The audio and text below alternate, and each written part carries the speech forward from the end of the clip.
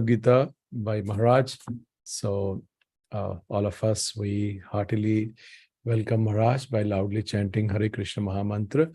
Hare Krishna, Krishna Krishna, Hare Hare. Hare Ram, Ram Ram, Hare Hare. His Holiness Bhakti Arjava Priti Vardhan Maharaj ki jai. Srila Prabhupada ki jai. Hare Krishna Maharaj. I think that we finished second chapter, right? Yes, Maharaj. Last, I think we are at verses 38 to 50. No, we are at 38 to 53 verses, Maharaj, page 25, as per a devotee. Chapter 2, page 25, verses 38. We didn't finish the second chapter? I think we did. Didn't we? It has been too old, Maharaj. I don't even remember. I asked the devotee told we are at 38, but yes, Maharaj.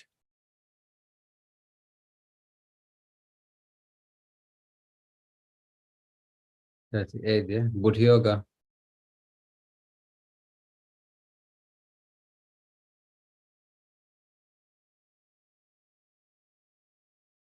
Okay, anyway.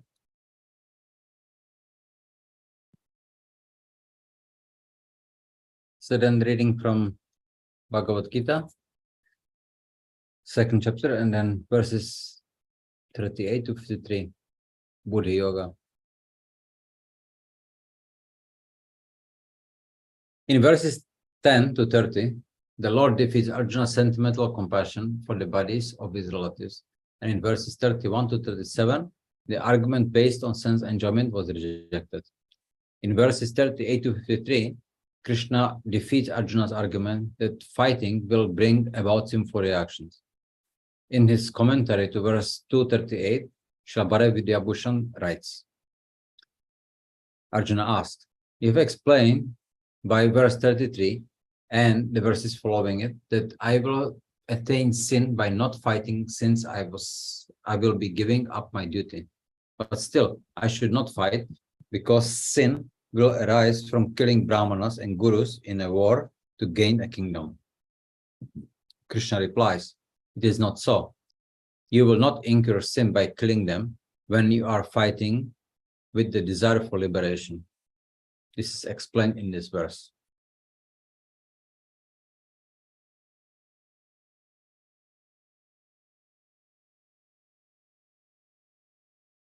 So,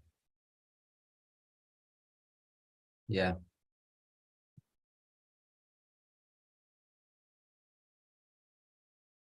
The Kshatriya, by desiring liberation, then will not incur sin by killing. So, Maharaj, I think we did all this section, Maharaj. We did all this. Think so. This one, yes, Maharaj. We have done this, Maharaj. I think there's a mistake from our side. We have done, Maharaj. This one in the next section, we have done, Maharaj. I think we finished the second chapter, didn't we? Yes, Maharaj. This we have already done, Maharaj. Yes, Maharaj. I'm sorry. We can start from third chapter, Maharaj.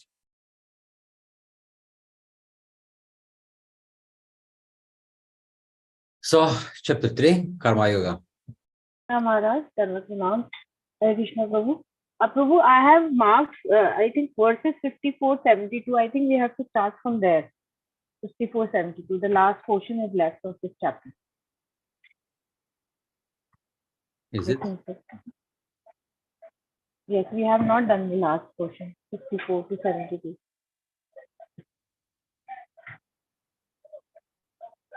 By practicing Buddha Yoga, one develops the qualities of Citta Pragya, a person fixed in divine consciousness.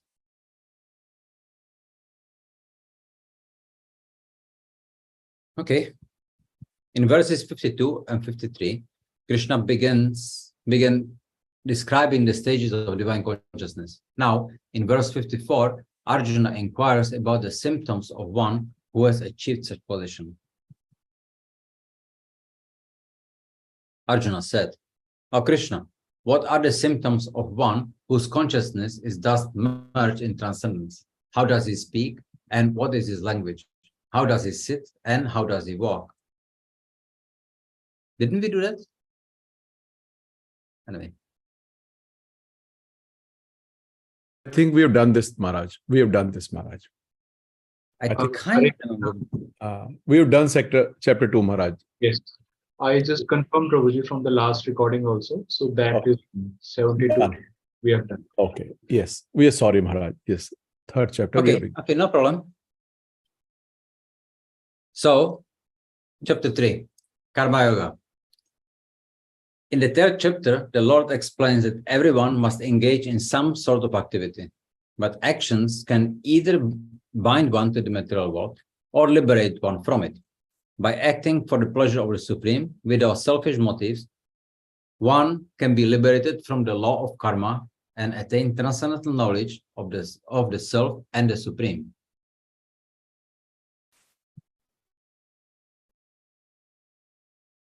Okay, verses 1, 2. Arjuna asks, what is better, renunciation or work? Verses 33 to 9. Buddhi yoga is better than false renunciation.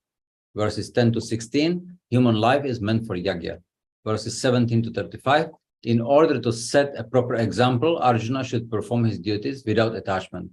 Verses 36 to 42. How to defeat lust, the eternal enemy of the soul. Arjuna asks, what is better, renunciation or work? So Arjuna asks, if intelligence is better than work, why does Krishna ask him to engage in such ghastly warfare? He wants Krishna to clear up the apparent confusion for his benefit. In 249, Krishna said, O Dhananjaya, keep all abominable activities far distant by Buddhi Yoga, devotional service, and in that consciousness surrender unto the Lord. Arjuna is confused because he thinks that Buddhi Yoga means inaction. If he is to keep abominable activities far away by Buddhi, why does Krishna urges him to fight in the most abominable of all wars? Srila Prabhupada writes in his purport to verse 1. Arjuna also thought of Krishna consciousness or Buddhi Yoga or intelligence in spiritual advancement of knowledge as something like retirement from active life and the practice of penance and austerity at a secular place. In other words, he wanted to skillfully avoid the fighting by using Krishna consciousness as an excuse. But as a sincere student, he placed the matter before his master and questioned Krishna as to his best course of action. In answer, Lord Krishna elaborately explained Karma Yoga or working Krishna consciousness in this third chapter.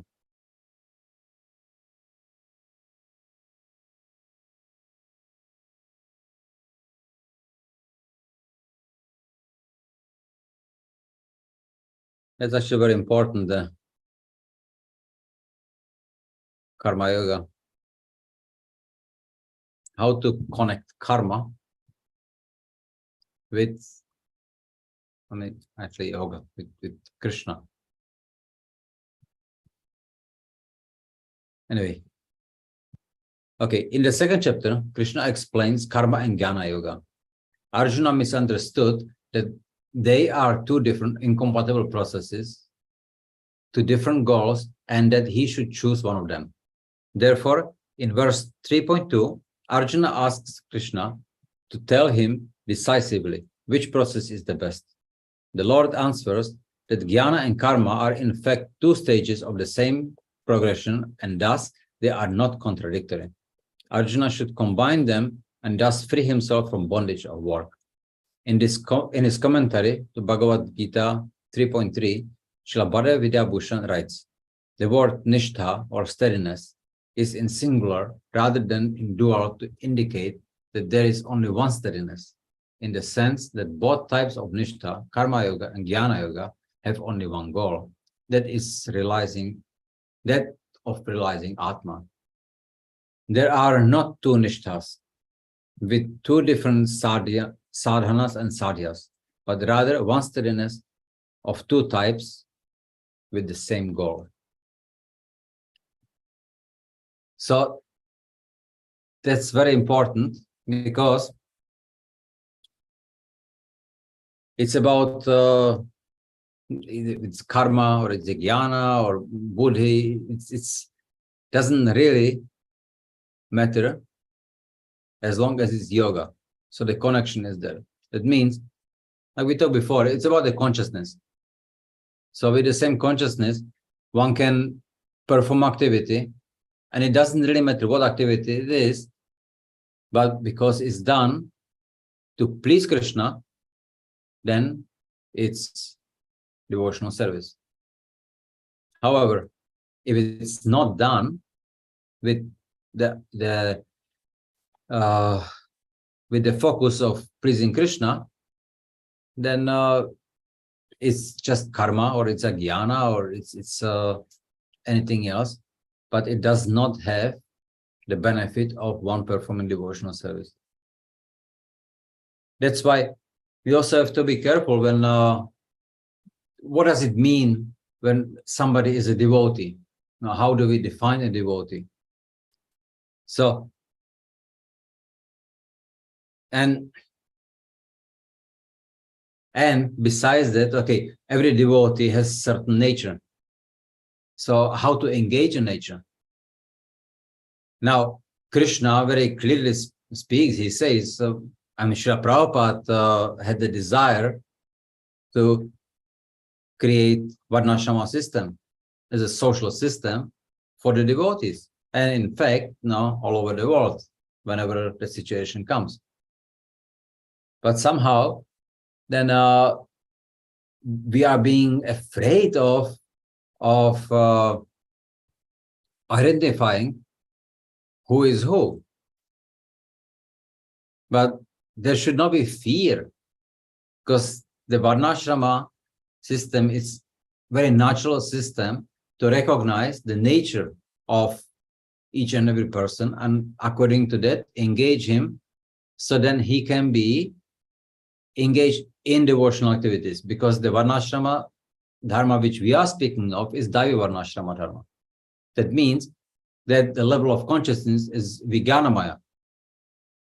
It's not the Asuric Varnashrama, where it's not much about the nature of the person as the birth of the person. So that's not recognized. That's not accepted. But Srila Prabhupada, no, he wanted actually to develop within our society and outside of the society the Daivi Varnashrama system. So everybody can be properly engaged. And because it's Daivi, then automatically whatever the person does is yoga. So now how do we understand what actually the nature is, or how do we understand that a devotee is a devotee? Now you see, it's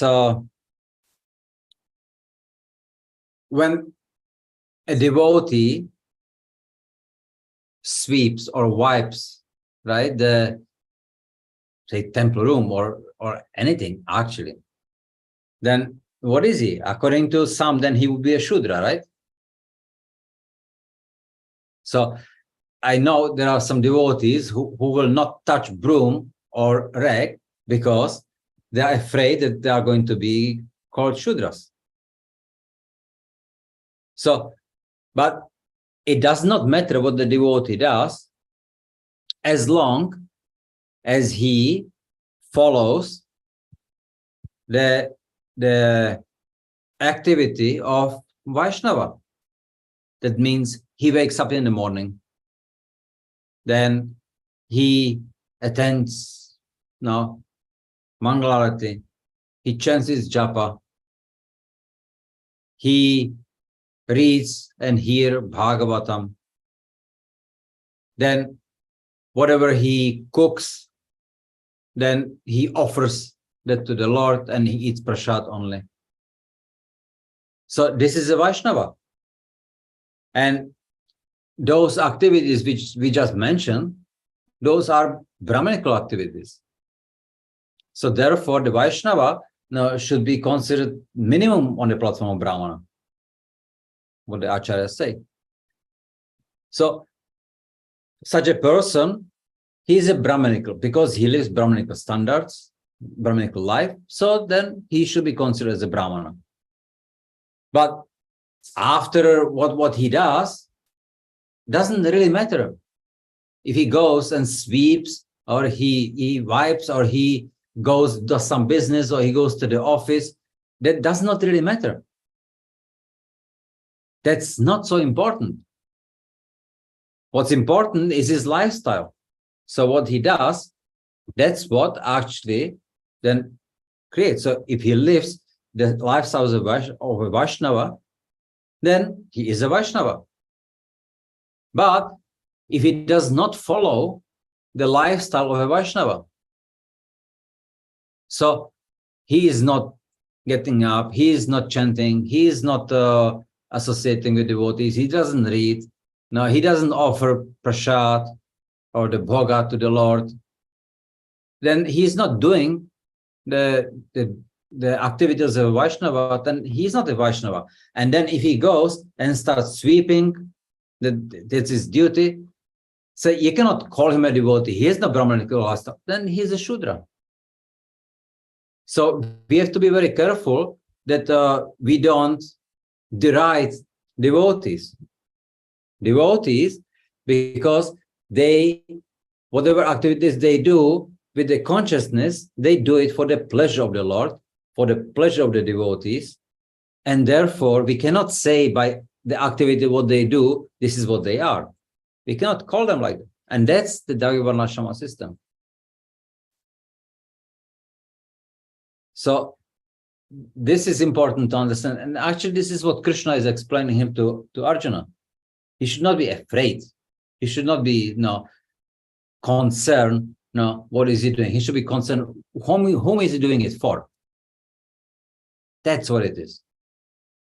So, and therefore, there is no difference between karma yoga, jnana yoga, or buddhi yoga, because everything is done according to, everything is done with the connection to the Lord. And that's the most important. That's why we should work on the principle, always remember Krishna. Because when we always remember Krishna, it doesn't matter what we do, we are doing it right. Because it's for his pleasure.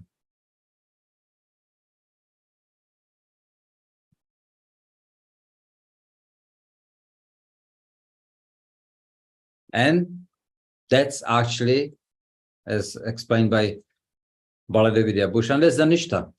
Then one remembers Krishna, he's fixed in that, and it doesn't matter the activity he does, he is fixed. So if somebody is fixed more in karma for Krishna, or somebody is fixed more in jnana for Krishna, it doesn't matter. Somebody does more physical service for Krishna. Somebody does more, maybe, preaching and teaching for Krishna. It doesn't matter. There's no difference. As long as it's done with the consciousness, it's for Krishna. That's important. So it's the consciousness. And that actually what brings the nishtha, the steadiness. Because whatever the devotee does will be right. And in fact, as much the devotee surrenders, then he will be able to do more and more activities without attachment for them, but he will become more expert, he will become more master-like. Because his focus, his nishtha, to always remember Krishna will be greater and greater. And that's the process of from Shraddha to Prema. So we were explaining before, Shraddha, Prema means basically like a fully developed Shraddha. So that's our goal. That's what we are trying to attain. Become nishtha in always remembering Krishna.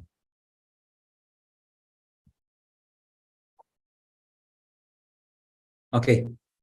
In the beginning of third chapter, Arjuna asked, which is better, renunciation or work? In verse 3 to 9, the Lord explains that since selfish activities bring bondage and inaction is impossible, detached work for his pleasure is the best course of action.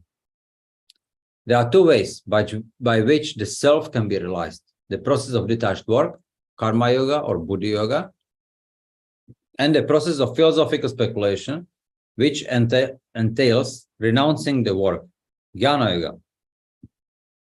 Both processes are authoritative, but one should guard against premature renunciation. Jnana yoga can be adopted only after sufficient purification through performance of prescribed duties. Premature renunciation cannot purify the heart and is therefore rejected by the Lord. The honest householder engaged in karma yoga is better than the mithyachari pretender. In his purport to verse 4, Srila Prabhupada writes, the renounced order of life can be accepted when one has been purified by the discharge of the prescribed form of duties, which are laid down just to purify the hearts of materialistic men. Without purification, one cannot attain success by abruptly adopting the fourth order of life, sannyas. According to the empirical philosophers, simply by adopting sannyas or retiring from fruitive activities, one at once becomes as good as Narayan. But Lord Krishna does not approve this principle. Without purification of heart, sannyas is simply a disturbance to the social order. On the other hand, if someone takes to the transcendental service of the Lord, even without discharging his prescribed duties, whatever he may be able to advance in the cause is accepted by the Lord, Buddhi Yoga. Now, to this, okay, just an example, right? What does it mean that there is the proper time for it? We see now example of Kardama Muni. So he was a great yogi, but he had a desire to get married. And the Lord, he understood the desire, and because he was a great yogi, he was also a devotee. So he arranged so that he can get married to the best girl at the time, devotee. Then Kardama Muni, okay, they got married, and at some point, and Kardama Muni, maybe still he was more on the renounced platform, thinking he was doing austerity, but his wife, devotee, then she was very surrendered, so she also was doing austerity with him. When he came out of his meditation, he saw what happened, and he was feeling really ashamed, because now he's a husband and he's supposed to take care. So, and because he was a great yogi, so then immediately he created Vimana, which could go anywhere by speed of mind. That's a yogi, right? And he worked on pleasing her. They were enjoying, and it was approved by the Lord. So that's, he was taking proper care as a husband. But before the marriage, he did say, look, I'll give you a son, and once you have a son, he will take care of you, and I'm out. I'm taking sannyas. So it was, you can say, a contract. She understood, she agreed to it. And during the time when they have been married, so then it was great. He was properly fulfilling the position of Gurupati. She was the Dharma Patni. Everything was fine. They were enjoying. And then after, then they had children. First 9 daughters. And now he was ready to already renounce, but she very carefully, nicely approached him. Please, my lord, you said you will give us a son. Okay. So his son, Kapilava, was born, and he grew up very quickly into a man. And as soon as it happened, then Karamuni was gone, and all approved by the Lord.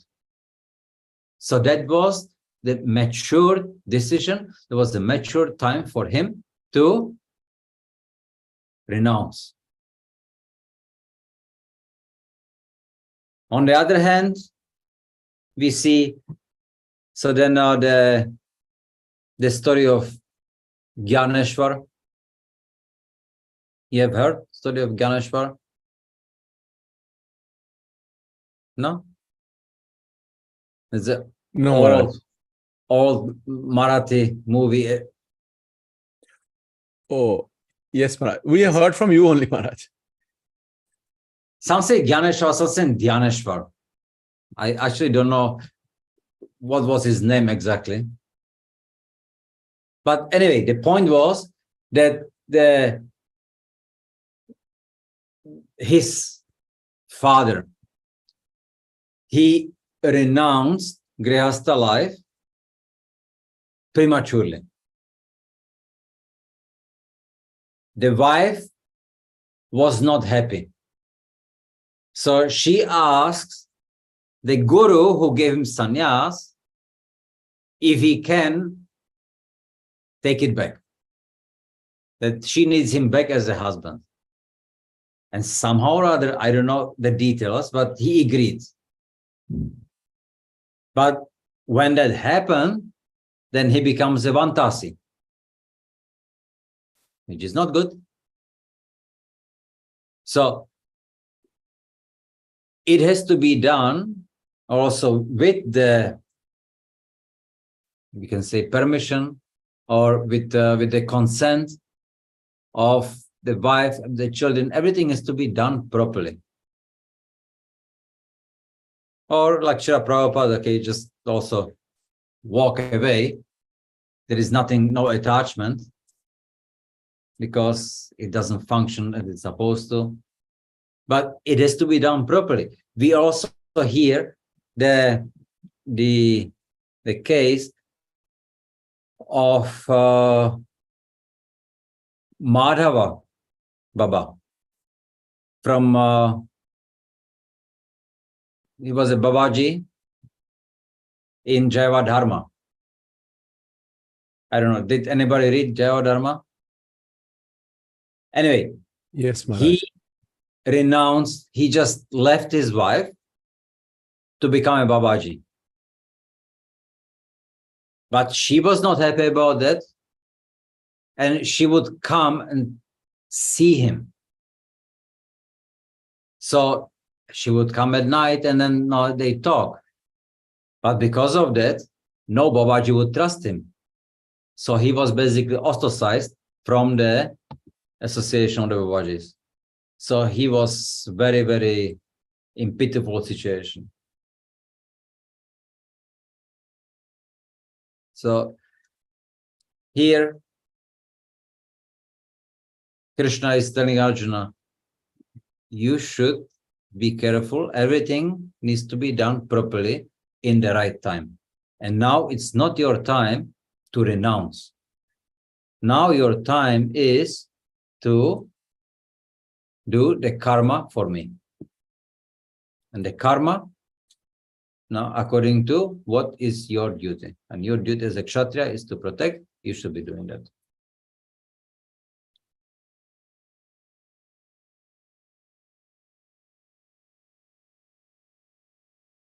Okay. In verse 5, Krishna explains that the soul cannot remain inactive. In the purport, Srila Prabhupada writes, it is not a question of embodied life, but it is the nature of the soul to be always active. The body is only a dead vehicle to be worked by the spirit soul, which is always active and cannot stop even for a moment. As such, the spirit soul has to be engaged in the good work of Krishna consciousness. Otherwise, it will be engaged in occupations dictated by illusory energy. Since inactivity is not an option, Arjuna's only choice is between proper and improper activities. The proper activities should be performed with proper consciousness. One should act not only with detachment, as recommended in verses 3 to 8, but with desire to please the Lord, verse 9. This is the perfection of Karma Yoga. Srila Prabhupada describes this stage in the Message of Godhead.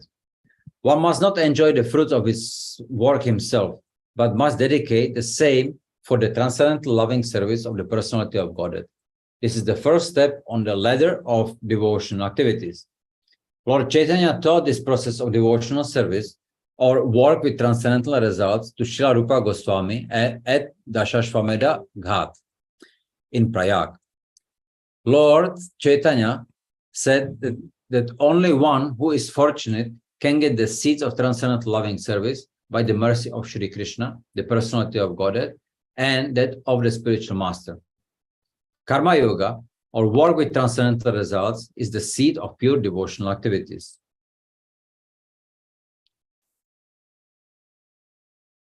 Srila Prabhupada comments on verse 3 to 9 in the Renunciation Through Wisdom, chapter 1. A person should never give up his prescribed duties without scriptural authorization, for this will cause chaos in the world. Since it is impossible to maintain the body without activities, it is impossible to totally renounce activities. On the other hand, the tree of material entanglement, which thrives on fruitive activities and their results, can never bring forth any hope for peace. It is for this reason that the Supreme Lord has explained how one is to perform activities.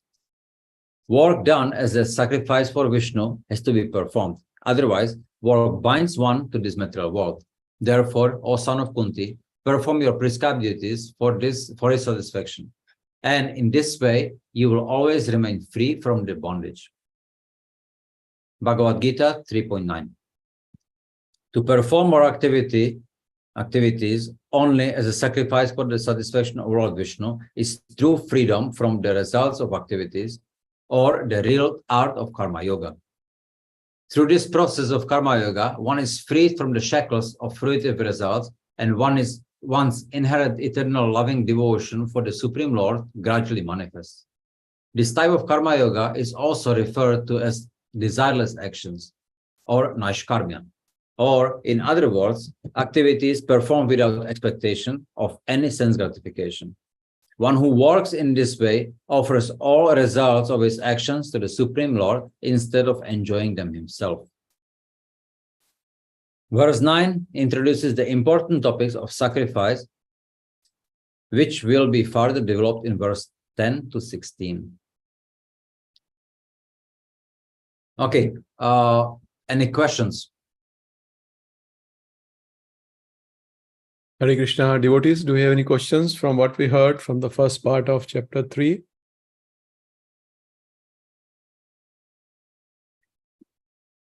Maharaj, Krishna Maharaj.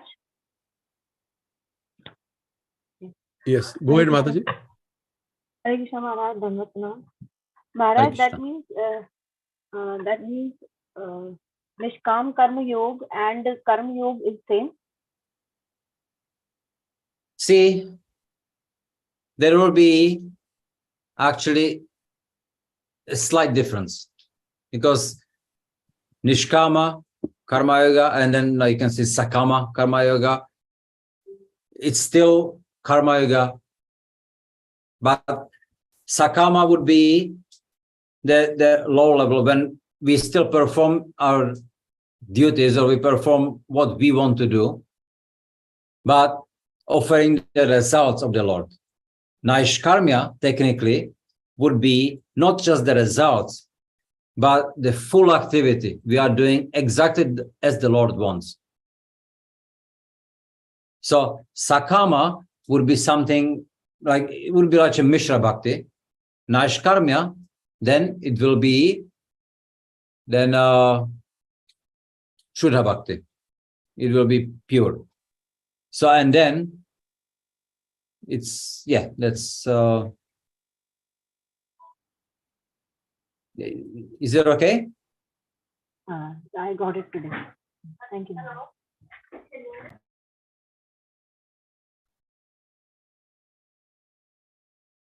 Hare Krishna Maharaj, Dada Pranam.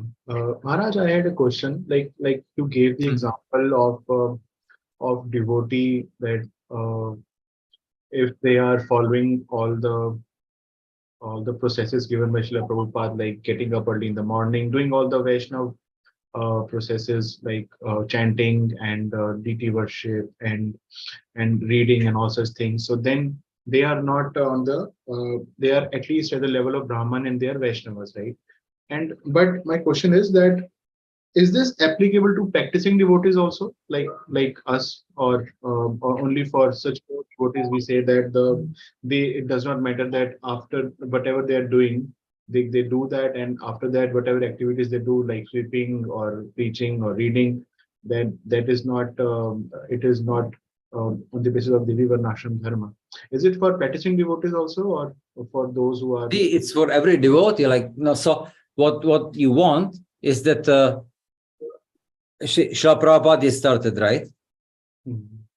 When you want to take up Krishna consciousness, don't change anything, just add Krishna consciousness, add Hare Krishna Mahamantra, add chanting to your life. Okay? But then, when you add chanting, even though you don't change anything, eventually you start changing. Because by chanting of the japa, you become purified. So your desires start also becoming purified. So you will want to experience more. And that depends on how much time or how much effort you are putting into it. That much will know how much sincerity you are putting into it, that much will be expressed. So now you may be doing, some practicing devotee, and yes, you have certain portion of your life scheduled that, okay, as a grihastha, I have to work and I have to make certain amount of money. I have to, make sure that my wife and my children will have enough. So as long as you follow that, and you know that at the end of this, then, okay, and now I have fulfilled all my commitments and I'm free. And if you take it, and the freedom meaning that now I can focus on my spiritual life, and you start focusing on the spiritual life, then you are on a very good platform, and then you are very sincere devotee. You understand? Because that you have a goal, you have a plan, you have the sadhya is there, sadhana is there, so you can achieve it. But if you don't have that, and you start thinking, well, okay, I'll live, I'll be doing still the same thing, then you end up like Dhritarashtra. Actually, he ended up good by the mercy of Vidura, right? But if he wouldn't be for Vidura, he wouldn't end up really good. So we all need some Viduras in our life, to sometimes remind us what we are supposed to do. So practicing devotee means what? Okay, you have a plan. You want to do something with your life, and okay, you've scheduled certain portion of your life, for the griha. Do it. Okay, it's already set up. Okay, do it. Whatever you want to do, focus on that. Get done over with. But you have to know that there is some other portion of life which you should take more seriously, the spiritual way. Don't think of living grihastha life for the rest of your life. And renouncing, taking vanaprastha, it doesn't mean that you have to be alone. It can be practiced also with the husband and wife. So the wife should not be feeling now very scared, right? No, it just means the vanaprasthas, they disconnect themselves from the social life. So you can move with your wife into Vrindavan, and live there. Just wake up in the morning, go for Mangalarati. Whatever you wanted to do, when you were grihastha, and you could not have done it because there was so much work and everything was there. But now you don't have the excuse. Now you can actually do it. And if you do it, you will be rewarded by realizations. So that's the meaning. And Maharaj, when you say that disconnecting social lives, and when we see that when somebody comes into Krishna consciousness, their social life is already completely changed or impacted, and now they only have connections with devotees. They are going out and going in, and whatever things that happen in their life is only related to devotees. And as we grow and grow and grow, we only aspire for that only. We hear that only, and our plans completely change to that only. So is there correlation? Look, you have to decide for yourself, okay? How much or what do you consider as a social life? Because sometimes among the devotees, there is also a social life, like a lot of prajalpa. So just because it's among devotees, it doesn't mean that it cannot be prajalpa. Which it's okay, especially like on the grihastha life, these things probably must be there. Okay, I may not have that much experience, but I assume. But I know that when you want to renounce your life, you should renounce your prajalpa too. So there is an association on the grihastha level, which can be maybe a little more free, whatever, I don't know. But when you go beyond that, then you should be more focused than on the practicing of a spiritual life, which it may not be possible really to do at the grihastha life, the time when one is grihastha. So when you are grihastha and you want to wake up in the morning, you cannot because you want to sleep so late because you were working so late. Okay, it's accepted. All right, it's done. You are lamenting, you are doing it, you are always trying to, but it doesn't work. Okay, but now your grihastha life is over. What will you do? Will you follow the same pattern, or will you now say, okay, now I can do actually what I wanted to do all my life, and you sincerely start doing it? You understand what I'm saying? Yes, understood. So you get the opportunity, but whether you take the opportunity or not take the opportunity, that will be your choice. Yes. Yeah. Yes, thank you very much.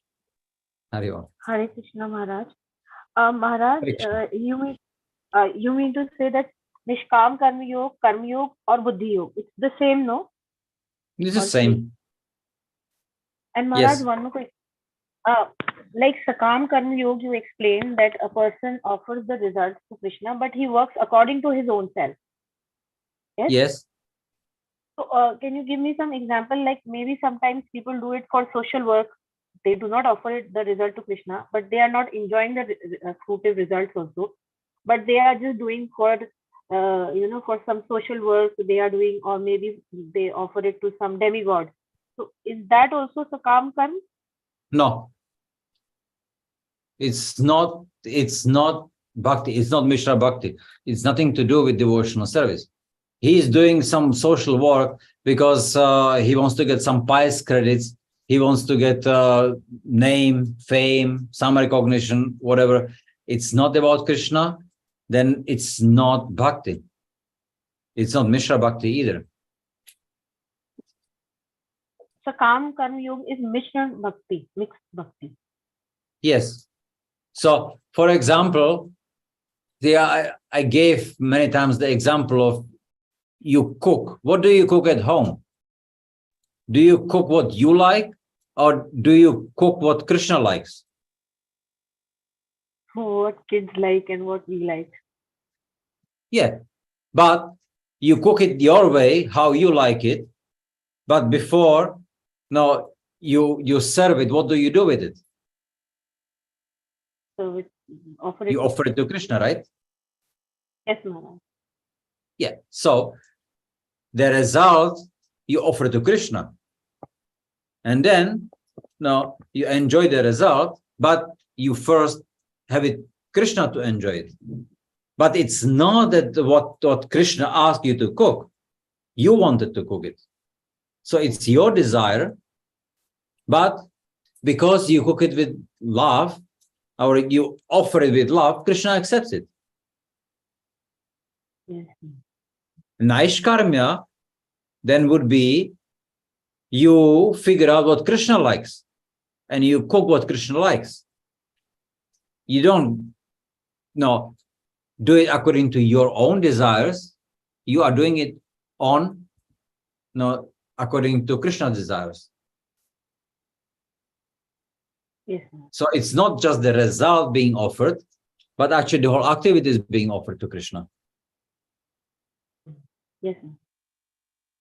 Go. Yeah? Yes, Maharaj. Thank you, Maharaj. Hare Krishna. Yes, Radhika Mataji, you have a question? Yes, Prabhuji. Hare Krishna Maharaj, Shatan pranams to you. Hare Maharaj, as we read in the scriptures and as we just discussed about the Varnashram Dharma, so the Varnashram as per the scriptures is divided as per the age. So first 25 years, then 25 years. So is it basically rigidly as per the age, or is it like once you are done with one of your responsibilities, I mean initial 25 years, and after that for 25 years, once you're done with your responsibility of marrying your children, then you can move to the next ashram, or is it rigidly basis the age? See, you can say that it's mainly like indication. There can be some plus minus. But for the man, for him, the best is to actually get married at 25 or around that, because then he's fully matured and he's ready also to have children. And within the 25 years, he can also have few children, and they can all be of matured age when he turns 50. Srila Prabhupada, he would say by 50 one should take sannyas. Each sannyas or the vanaprastha one should renounce. But nowadays, many people, they try to enjoy their youth by not committing themselves. So they are going for career, they are going for making money, and they don't want to get committed, so they don't get married, they don't want children because children are obstacles. So like that, they are living, and when they are like around 50, then, or 40s, 50s, oh, let's have children now. But when they have children like that, then they don't have the energy to take care of the children. It's very difficult, right? Then it's and by the time that the man should already be focusing on a spiritual life, then he has to just be changing nappies. That's not really what the life was meant for. So therefore, the Varnashrama, then the indication is 25, 50. It's it's good to follow very close to that. That's good. Yes, Maharaj, but we have also heard that in case if we are at home and practicing Krishna consciousness and following all the regulative principles, then in that case, after 50 also we're not required to go to any dham and stay there. We can still be at home and practicing all these things. Depends. Yes, you could if you actually are practicing.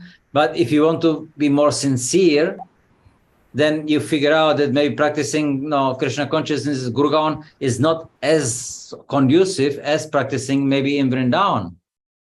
Maybe yes, but maybe not. Then you have to see how much you are engaged, how much focus is your consciousness, how much nishtha you developed in the consciousness. So maybe, you are satisfied. Maybe, no, it's fine, but maybe not. Maybe now you say, okay, I'm getting old and I want to be more sincere. I want to actually get more into devotional activities. I want to spend days, maybe studying Bhagavatam the whole day, or chanting japa, or preaching, not just working or doing it. It can be also individual, but it's according to how much you want to, how sincerely you want to actually achieve the nishtha. Thank you, Maharaj. Hare Krishna. Hare Krishna. Hare Krishna, Maharaj. Thank you so very much, Maharaj. We took more time today, but thank you for clearing our doubts. So all of us, we heartily thank Maharaj by giving us his divine association and also practical guidance. So we thank Maharaj by loudly chanting Hare Krishna, Krishna Krishna, Hare Hare, Hare Ram, Ram Ram, Hare Hare. His Holiness Bhakti Arjava Priti Vardhan Maharaj ki jai, Jagat Guru Srila Prabhupada ki jai. Hari Bol. Hare Krishna. Thank you, Maharaj. Hare Krishna. Hare Krishna.